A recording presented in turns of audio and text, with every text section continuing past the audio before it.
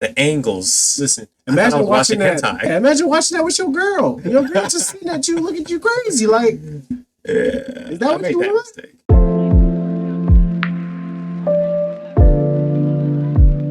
Welcome back, guys. It's the Candle Boys again, and we're gonna be talking about a new segment that we're trying to create over here, and it's gonna be essentially why you should watch. So we're gonna be talking about shows that we've liked during the season that we feel like maybe not everybody really gave a proper chance, and that we end up thinking we're pretty good at the end of the day.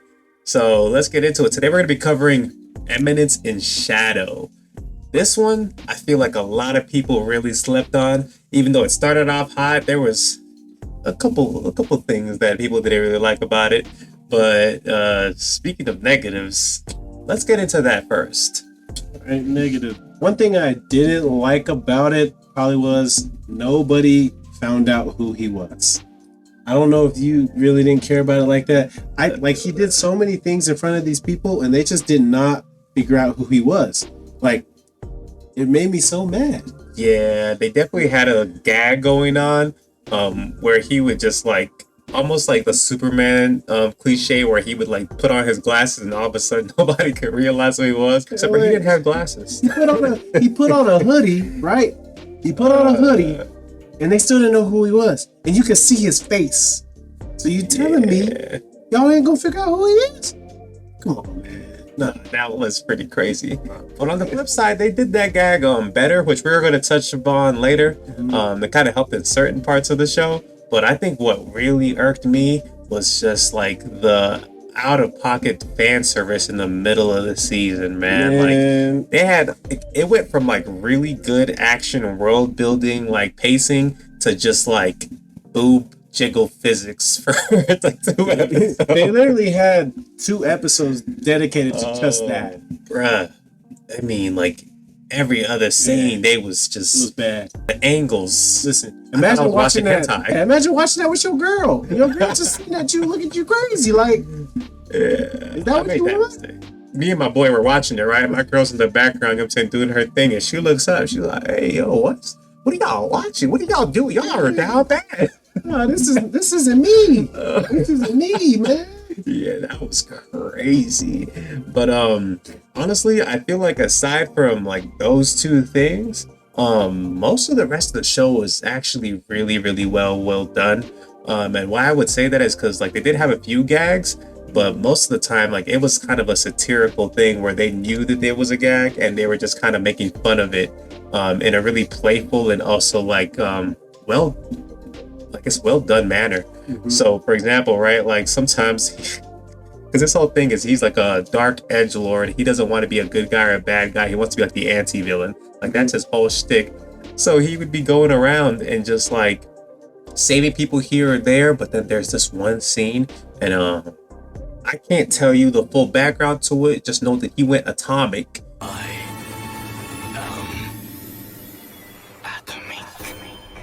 And that's exactly how it sounds.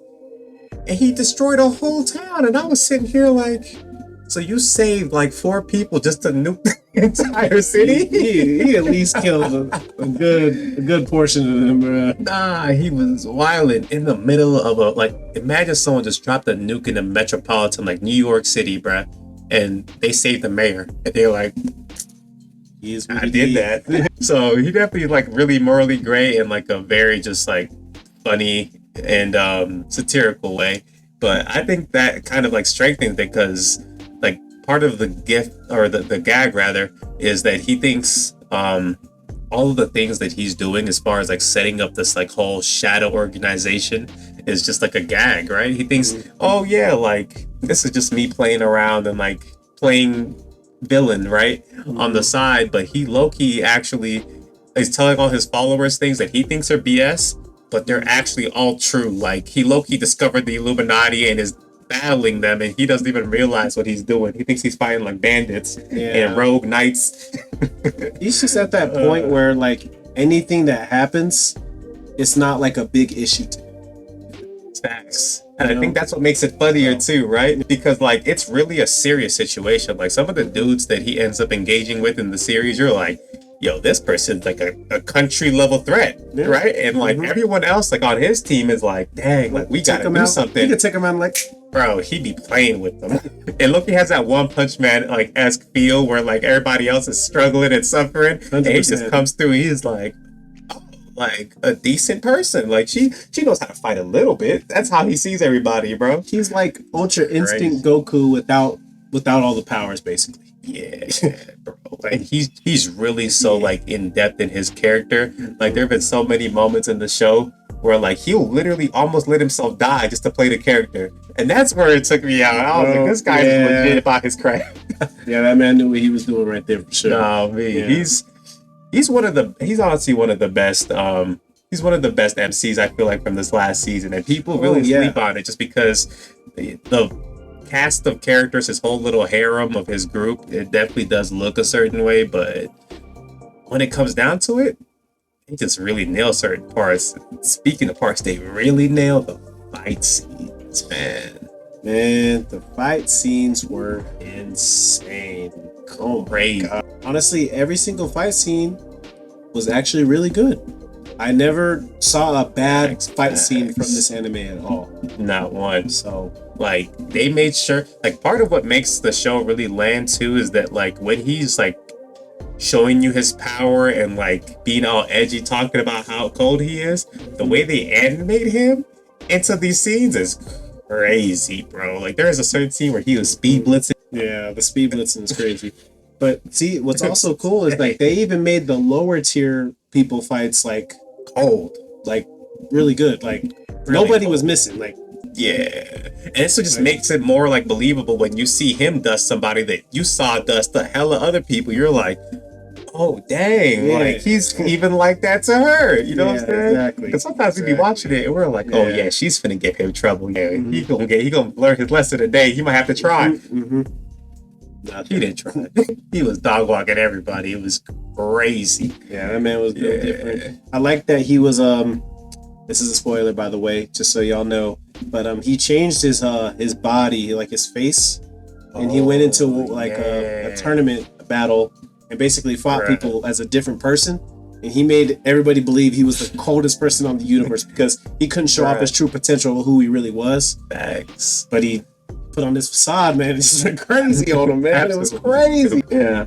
But yeah, I feel like at the end of the day, when it comes down to that show, man, like parts where they were trying to be like fan servicey and etchy, where they were like just overdone in certain areas, but I don't think they let it fully detract from the show. And where they were good, man, with the world building, the setup of the plot, just the general like gag nature of the show, like it all just fits in perfectly, man. I like it. All the character dynamics just kind of make sense, and his whole like trying to avoid attention but then still somehow getting all the attention, like it's one of the shows that actually really nailed that dynamic. Other shows I feel like try to do what this show did, but they take themselves too seriously even though they're not trying to. And this one, like they didn't take it seriously at all, but at the same time the plot still like hit every single point, so it was fire.